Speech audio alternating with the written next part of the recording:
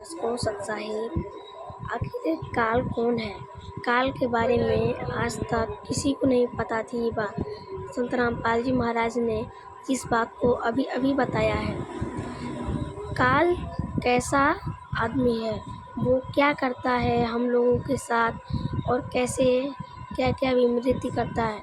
इस वीडियो में आज हम लोग जानेंगे कि काल की पूरी सच्चाई, जो संत रामपाल जी महाराज ने आज पूरी सच सामने ला दी। तो बिना किसी रुकावट के वीडियो के एंड में बने रहिए और चलते हैं स्क्रीन की ओर। बाकी आप लोग वीडियो स्किप ना करें ताकि आप लोगों को पता रहे कि काल के कौन है और क्यों काल किसका बेटा है और कौन है। तो भक्तों सत साहिब, आप लोग चलिए वीडियो के एंड तक बने रहिए। सत साहिब।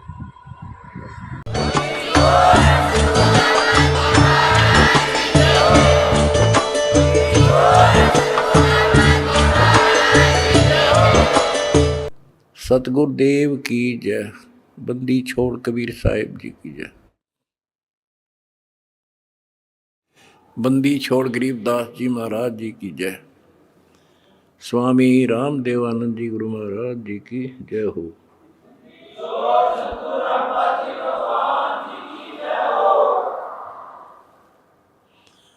सत साहिब। परमेश्वर कबीर जी की प्यारी संगत को, विश्व की सारी संगत को दास का आशीर्वाद है। परमात्मा आपको मोक्ष दे, सुखी रखे, काल कष्ट से आपकी रक्षा करे। बच्चों, आपको सत्संग से, तत्व ज्ञान से रंग दिया है, आपको परिपूर्ण कर दिया है। आज मानव एजुकेटेड है, शिक्षित है, आसानी से समझ जाता है अच्छे और बुरे को। परमात्मा की विशेष रजा है।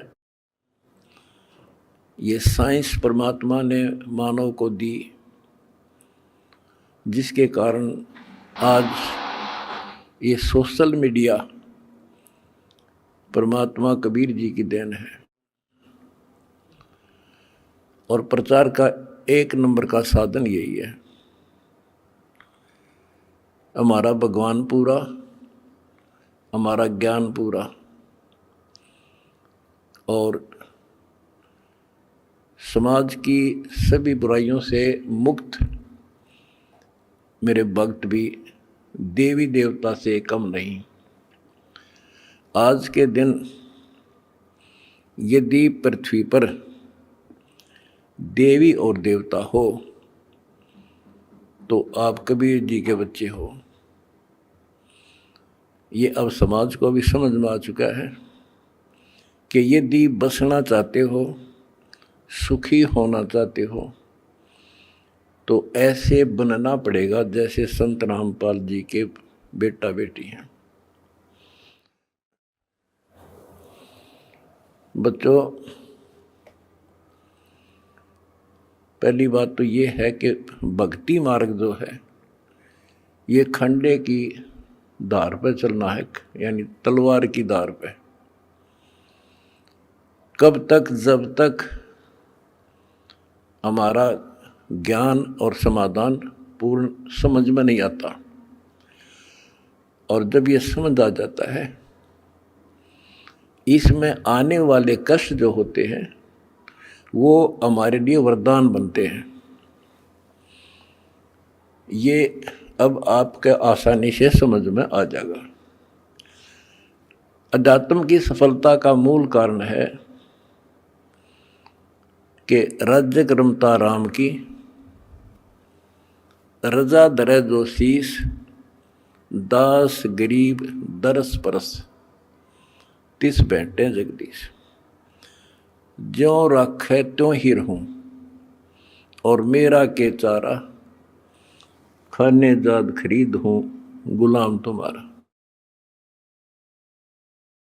आपको सत्संग के माध्यम से सुना करते हैं हम, कई उदाहरण भी दिए जाते हैं कि एक राजा था वो नास्तिक था, उसका वजीर आस्तिक था।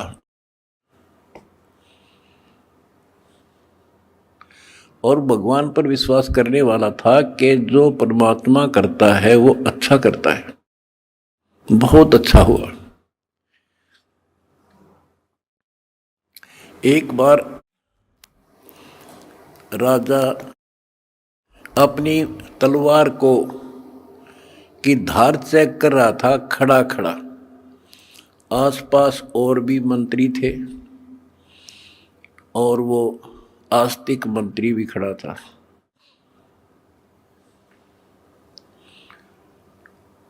क्या होता है, बात करते करते राजा की उंगली कट गई तलवार की धार के लाग के। दूसरे मंत्री कहने लगे, हे भगवान बड़ा बुरा हुआ, हे भगवान बहुत बुरा हुआ।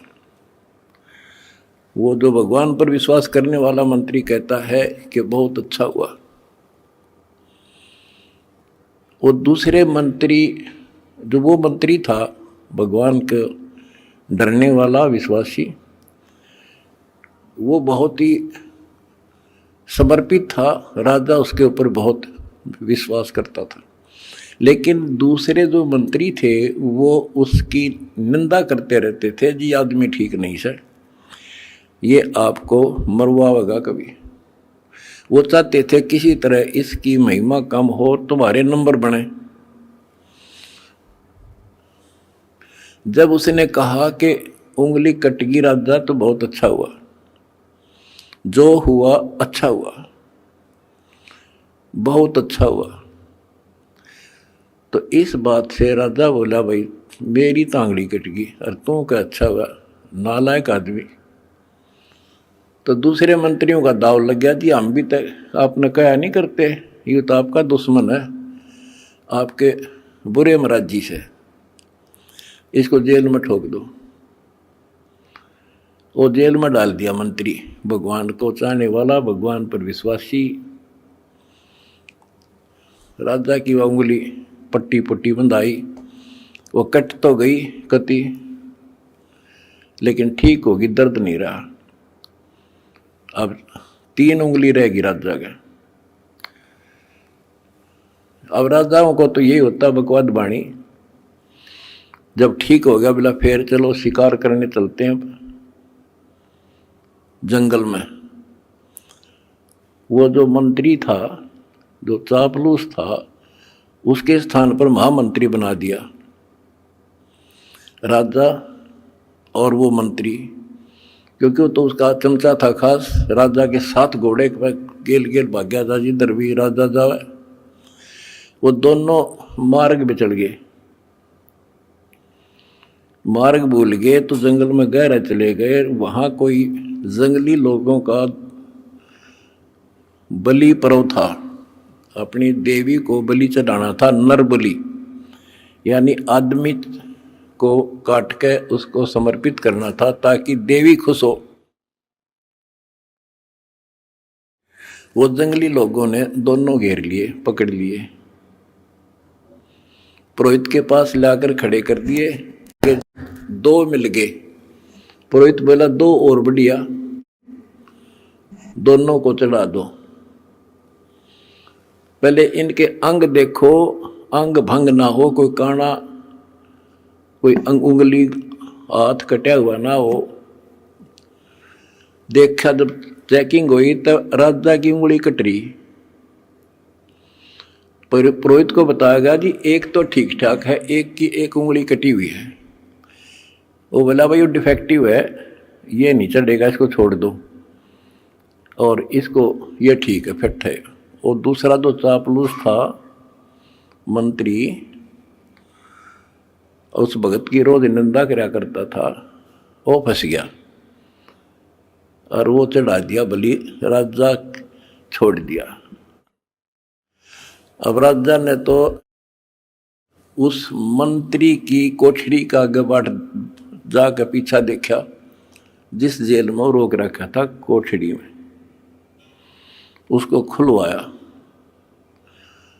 और उससे कौड़ियों मिला नो अगवाई, उस दिन आप ठीक को थे। अब बहुत अच्छा हुआ, जया मेरी उंगली ना कट्टी होती तो आज मेरी जान जानी थी। भाई मैंने आपको नाजायज तंग किया, माफ कर दे। बोला जी आप राजा, मैं मंत्री, मैं के माफ करूं, आप जो करो और कर लियो, पर एक बात बता, मेरी उंगली कट गई तो मेरे लिए तो अच्छा हुआ, पर आपको 6 महीने की जेल हुई, आपके लिए क्या अच्छा हुआ? मेरे लिए मेरी जान बच गई, क्योंकि मैं आपके साथ होता उस महामंत्री की जगह, आज मैं बलि चढ़ता। ये 6 महीना की जेल में मेरी मौत बच गई। तो बच्चों, परमात्मा जो करता है अच्छा करता है। इस 11 साल की तपस्या में क्या पता कौन सी करड़ाई टड़ी हो, और परमात्मा जो करता है वो अच्छा करता है। हमारे मन में कभी दोष से नहीं आया, ना सोचिए कि गलत हो सकता है। फिर विश्वास बिना भगवान नहीं मिलता। तो इसी प्रकार हमने परमात्मा के ऊपर समर्पित रहना होगा। क्या होता है, जैसे 9 नकली दुकान है और एक असली होती है। इंसान नकलियों पे घूम घूम कर ठग के और सबको एक आंख से देखता है, सारे इसे हैं। तो इसी प्रकार आज संत मार्ग के अंदर संतों की जो कथनी और करनी है उसमें बहुत अंतर है। इस करके समाज ने ज़्यादा से ज़्यादा गणी नहीं तो 50% समाज रिजेक्ट कर चुका है साधु संतों को। अपने हिसाब से चाहे कोई पत्थर पूज रहा है, चाहे कोई तीर्थ जा रहा है, वो कर रहा है। इसका कारण क्या है कि हमें परमात्मा का ज्ञान नहीं हुआ और परमात्मा से मिलने वाला लाभ हमें प्राप्त नहीं हुआ, जो भी हमने साधनाएं की। परमात्मा को पाने के लिए राज त्याग दिए, घर छोड़ दिए, कठिन तपस्याएं की, लेकिन जो परमात्मा से अपेक्षित होता है वो मिल नहीं पाया। आखिर में इंसान नास्तिक हो गया, चोरी करके उस पूर्ति को पूरा करने लगा, रिश्वत लेकर न सोचा सेठ बनूं, कभी नहीं बन सकता, सपने में भी ना सोचना। ये कथाएं आपको बहुत सुना रखी हैं दास ने। और जब से दास इस मार्ग पर निकला, मेरे घर में क्या है कि कमी नहीं थी। यूँ है मेरा, यहीं हमारे खेत थे, यूँ है मेरा गांव है, सारा गांव गवाह है।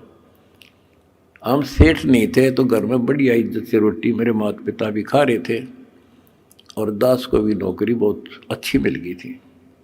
लेकिन जब पता चला कि ये ज्ञान की पूरे विश्व को जरूरत है, संत गरीबदास जी की वाणी है, अगम निगम को खोज ले और बुद्धि विवेक विचार, उदय अस्त का राज मिले तो बिन नाम बेगार। बताओ, यह छोटी बात नहीं है।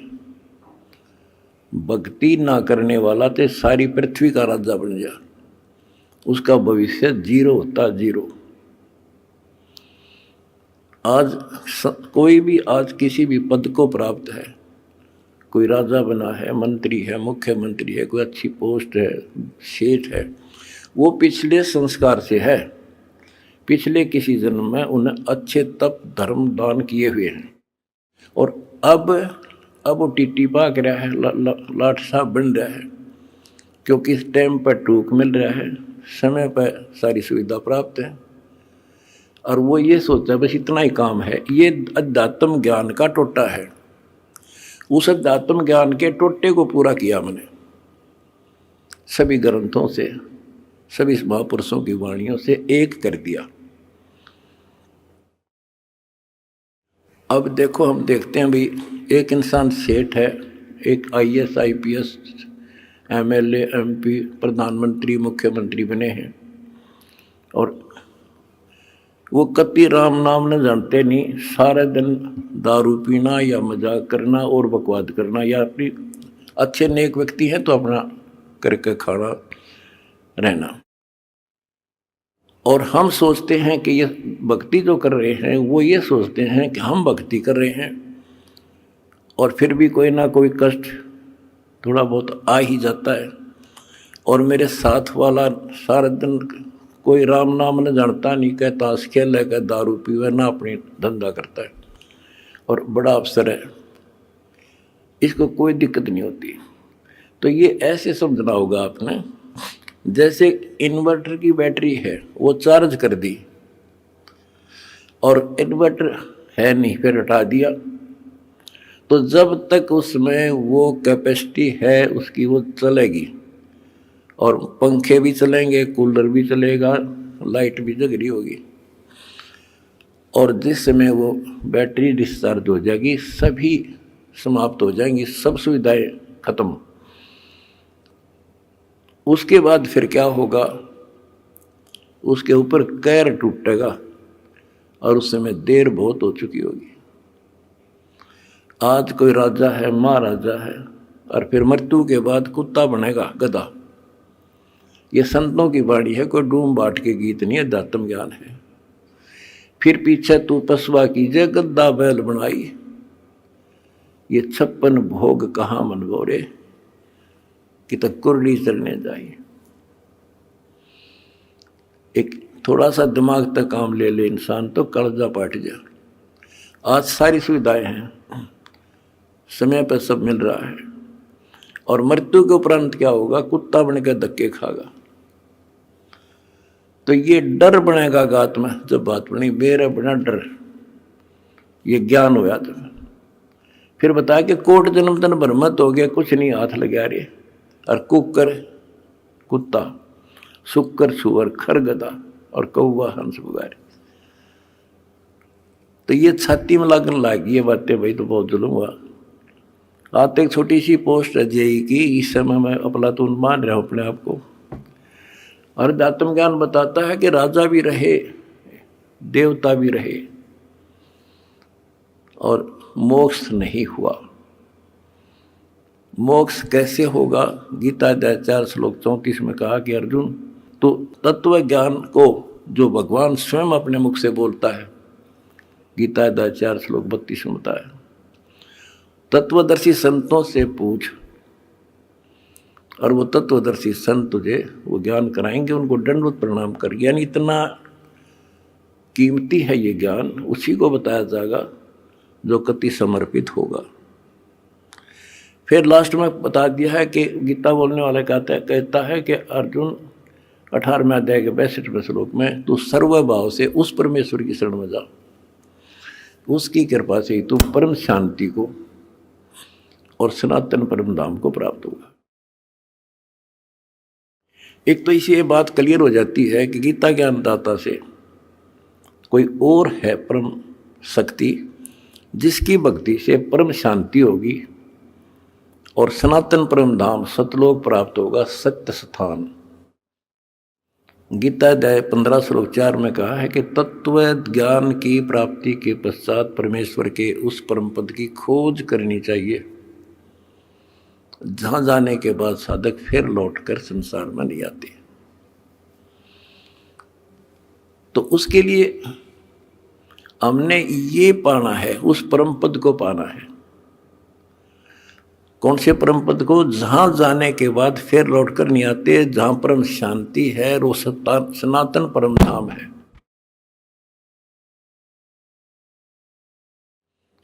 तो वो कैसे प्राप्त होगा?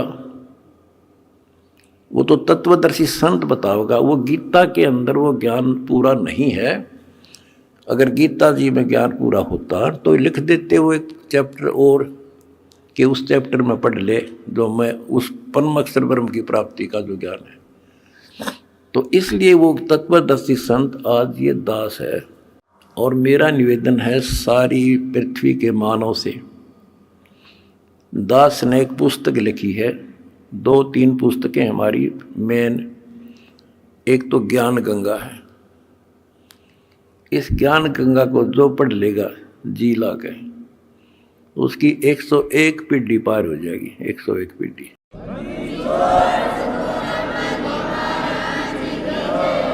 ये सारा ज्ञान कति मेरी आत्मा समझ लेना हो ज्ञान गंगा ऐसे गजब तरीके से तैयार कर रखी है। जब इंसान होगा निष्पक्ष भाव से पढ़ लेगा वो और बताता फिरेगा। इन देखते तो है नहीं, हाहाकार मचाते हैं, इसमें ये लिख दिया वो लिख दिया। एक भी उस पुस्तक में बगैर शास्त्र प्रमाण पर शब्द नहीं बोला। अगर उसमें जो लिखा हुआ गीता से, वेद से, पुराण से, कुरान से, बाइबल से, अगर उसमें गलत है तो फिर वो आपकी पुरानी पुस्तकें खराब हैं। लेकिन पुस्तक गलत नहीं, हमारी बुद्धि खराब है, हम समझ नहीं पाए। दूसरी पुस्तक है जीने की राह। उस जीने की राह पुस्तक पढ़ के ये करोड़ों भक्त सुधर गए, बच्चे छोटे छोटे भी। वह ऐसी गजब समाज सुधार की पुस्तक है। आज ये लिव एंड रिलेशन का जो आग लाग रही है लव मैरिज की, इस पुस्तक को पढ़ कर कोई ना तो लव मैरिज करेगा और ना ही लिव इन रिलेशनशिप में रहेगा, ना बुराई करेगा, ना समाज के अंदर एक देवता बनकर रहेगा। ऐसी गजब की पुस्तक है और हम फ्री में देते हैं, कोई लालच नहीं। कोई मैंने सोचे भाई रामपाल अपने कोई लालच कर रहा होगा, ये समाज ने पता चल गया मैं लालची हूँ कि ना हूँ। मैं केवल परमार्थी हूँ और परमार्थ की ट्रेनिंग मैंने अपने बच्चों को दे रखी है। और ये कुर्बान है, इनको को दुखी दिखाई देगा, ये आप रोटी नहीं खाओगे उसको खिलाओगे। आज इनको ऐसा ज्ञान ऐसा निर्बल कर दिया और हमने भी ठान ली है पहले तो भारत को विश्व सोने की चिड़िया बनावांगे। वो बनेगी कैसे?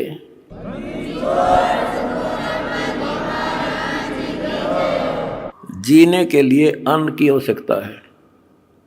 अन्नदाता किसान है और किसान की कांच काट रखी। अब हम सबसे पहले मजदूर और किसान का डट कर साथ देंगे। कोई आपत्ति आवेगी या किसी को वैसे को किसी कारण से और समस्या आती है या मजदूर को, ये दो ही हैं जो आज दुखी हैं। और तीसरी बात होगी अगर ये नाम से जुड़ जाएंगे तो हमारा काम हल्का हो जाए। भगवान सीधा कनेक्शन देगा, इनमें सीधा लाभ देगा। अब भगवान कहते नाम क्या करता है, भगवान क्या करता है। जैसे शुरुआत में हमारे गांव में लाइट बिजली नहीं होती थी और बिजली की तरह शुरुआत हुई लगवाने की, तो एक आधी जगह को एक्सीडेंट हो गया, इंसिडेंट न्यों पता लग गया भाई वहाँ बिजली ने पकड़ लिया, मर गया। तो उससे और डर बन गया लोगों के। हमारे गांव में बिजली की शुरुआत हुई, मैं जब जेई लगा ही था तब तक हमारे घर में बिजली नहीं थी, सन 1977 तक, और ना नीयत थी लगवाने की। तो मैंने आके अपने एक दोस्त था मेरा यहाँ, वो बिजली का काम करता था, कुछ लोगों ने लगवा ली थी गांव में भी। मैंने उसको कहा भाई तो घर वालों से कह तो सामान ले आ, मैं सामान दे दूंगा, बता कितना सामान क्या फिटिंग का इसमें पैसे लगेंगे। उसने बताया 1200 रुपये लगेंगे, मैंने दे दिए। वो सामान लेकर घर आ गया, मैं चला गया ड्यूटी पे। और वो बोला भाई मेरा ताऊ ने बोला तुम्हारा उम्र में छोटा था, उनने एक चाचा था, मेरा ताऊ बाबू फादर का भाई लगे, बोला भाई थारा बिजली लानी है। वो बोला तो अपने माँ बाप का ला ले बिजली, भाग जाड़ा की तो बकवास करे तो मारे क्यों लाओ बिजली, तू अपने ला ले। यानी बिजली को इतना गलत समझते थे। जब तो मजाक चल रहा था उनका, फिर माँ आ गया सामने, तो वो बोला भाई और ने बोले थारे घर वाले, तो बोला तुम अपना ला लो इस बिजली ने। वो बोला कोई बात ना, इन बेरा को ना और तू फिटिंग कर दे।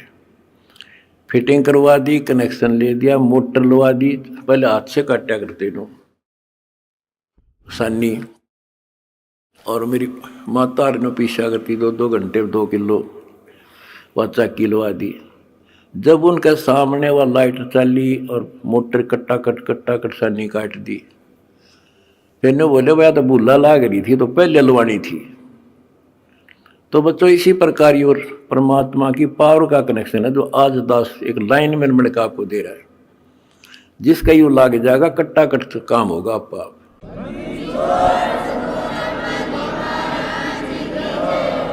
ये करोड़ों भक्तों ने कनेक्शन ले रखे हैं, सारे के ठाठ कर रखे हैं, सबके चेहरा पर रौनक, कोई टेंशन नहीं आ सकती। पर भगवान की भक्ति खा कर जैसी समस्या आती रही और धन का टोटा हो गया।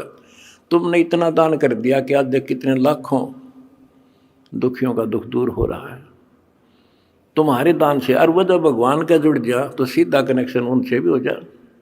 भगवान को रिश्तेदार थोड़ा किसी का हो, तो सबको देगा, सबके साथ एक जैसा व्यवहार है।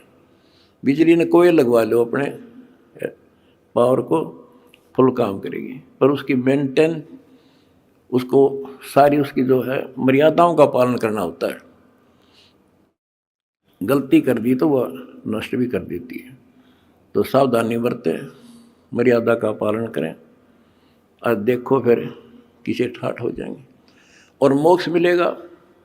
तो सच्चाई भक्तों, आप लोगों ने देखा कि कैसे काल हम लोगों को मारता है और कैसे क्या क्या करता है।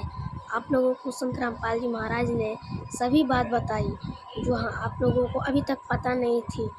तो मेरा तो यही कहना है कि जो भक्त अभी तक संत रामपाल जी महाराज के शरण में नहीं आए हैं, वो संत रामपाल जी महाराज का शरण ग्रहण करें और भक्ति मार्ग और सच्चे ज्ञान पर चलें। सत साहिब बोलो बंदी छोड़ सतुर कि भगवान की जय हो। सत साहिब।